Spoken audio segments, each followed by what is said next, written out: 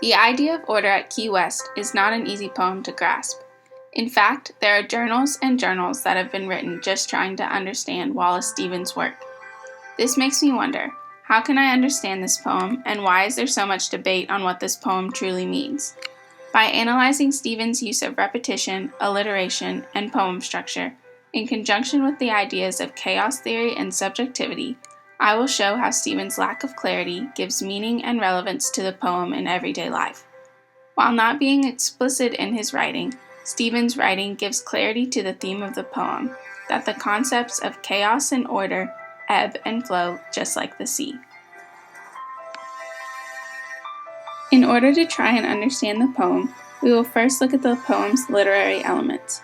The Poetry Foundation wrote, "In this poem, Stevens wrote of strolling along the beach with a friend and discovering a girl singing to the ocean. Stevens declares that the girl has created order out of chaos by fashioning a sensible song from her observations of the swirling sea."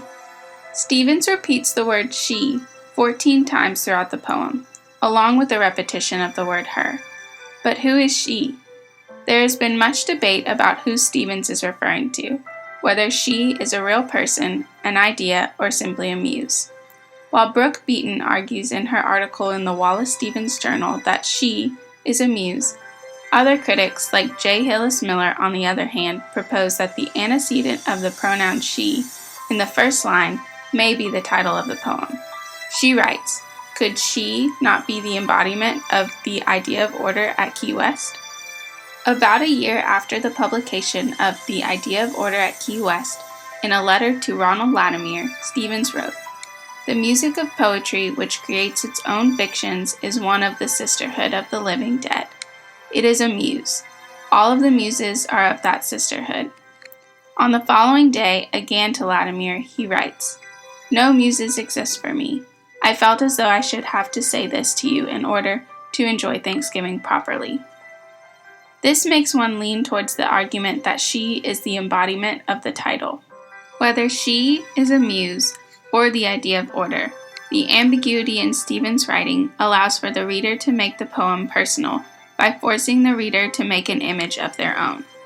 Along with repetition, Stevens uses alliteration throughout the poem in lines like, "Made constant cry, caused constantly a cry," and "Even if what she sang was what she heard, since what she sang was uttered word by word."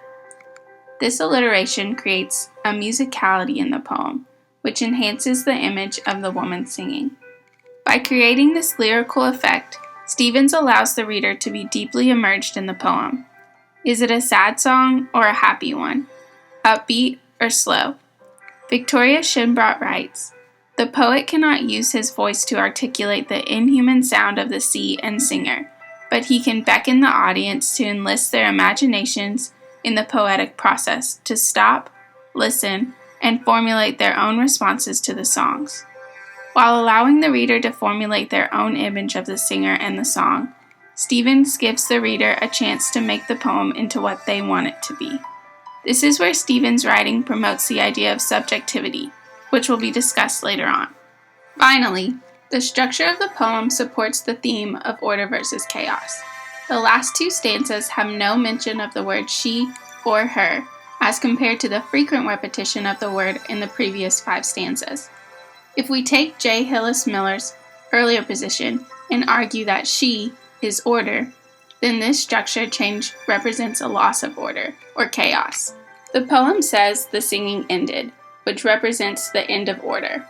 Shinbrodt writes, "Stevens continues to question the efficacy of the distinctions between inner and outer, the real and imaginary.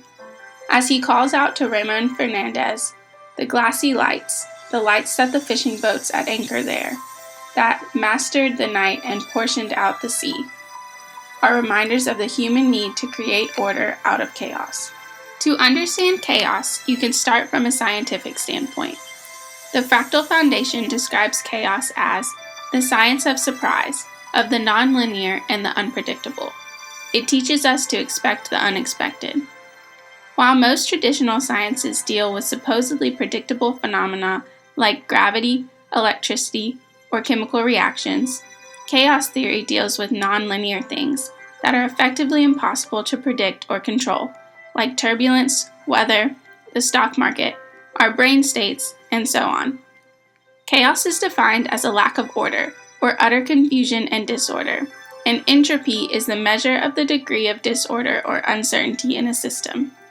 The second law of thermodynamics helps describe this scientific process. In fact, our second law of thermodynamics, which says that any spontaneous process increases the disorder or randomness of the universe. Processes that don't increase the disorder of the universe require work to be done in opposition to the disorder, and are in fact often impossible to achieve. The very act of putting one system in order requires that other systems become disordered. Think of it this way: your lunch was composed of an extremely ordered set of molecules, and it gave you the energy to clean up your house, maybe.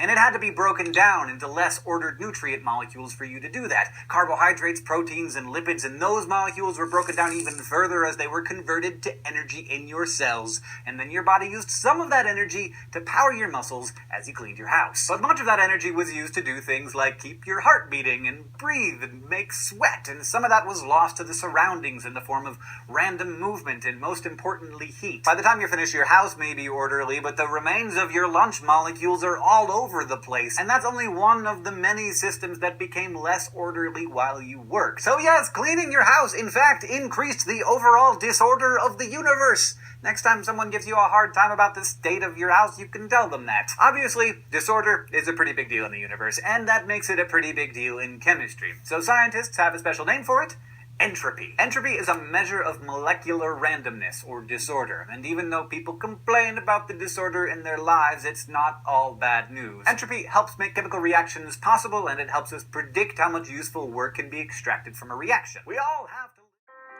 So basically, putting one thing in order causes something else to be put out of order. The butterfly effect describes this idea. This effect says that the power to cause a hurricane in China could be placed on a butterfly flapping its wings in New Mexico. If the butterfly had not flapped its wings at just the right place and time, the hurricane would not have happened. Small changes can lead to drastic results. While small actions may have extremely large consequences, these consequences have all affected each and every person's lives differently. Subjectivity is defined as the condition of being dominated by or absorbed in one's personal feelings, thoughts, or concerns. Philip Chapman Jones writes in The Philosophy of Science that the mind forms no part in the external world, and yet the very fact that we are conscious of the world is a tacit recognition of the mind that perceives it. This means that everyone experiences everything differently. Different emotions, different physical effects, different amounts of relativity to their lives. This subjectivity plays into Stephen's poem as we all experience chaos and order differently. When one person may be experiencing order, another is in chaos. Stephen's ambiguity allows the reader to experience his poem on a personal level. While many poems have a specific meaning the reader is supposed to understand, this poem gives the reader a freedom in interpretation. Although the poem does have some parameters, specifically with the image of the sea, the majority of the interpretation is up to the reader. Aaron McCullough wrote on Stephen's ambiguity, saying, "A general tendency to take Stevens at his word has itself blinded many a reader to revolutionary features of Stevens' actual poems," meaning that unless the reader is going beyond the surface level of the poem, they aren't really experiencing the poem as it's meant to be experienced.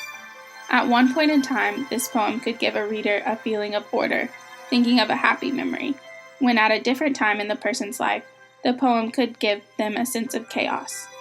The connotation of the image of the sea can even change from one of order to chaos, as a calm sea can turn into a raging storm in a matter of minutes. Schimbrot writes, "Stevens the poet turns to evocations of the sea to define the fluid, unstable, threatening, and liberating nature of life in the lyric genre. We never know what sort of changes in the overall order of our lives will happen, but there will always be a perpetual shift from chaos to order, back to chaos, and so on, just like the sea."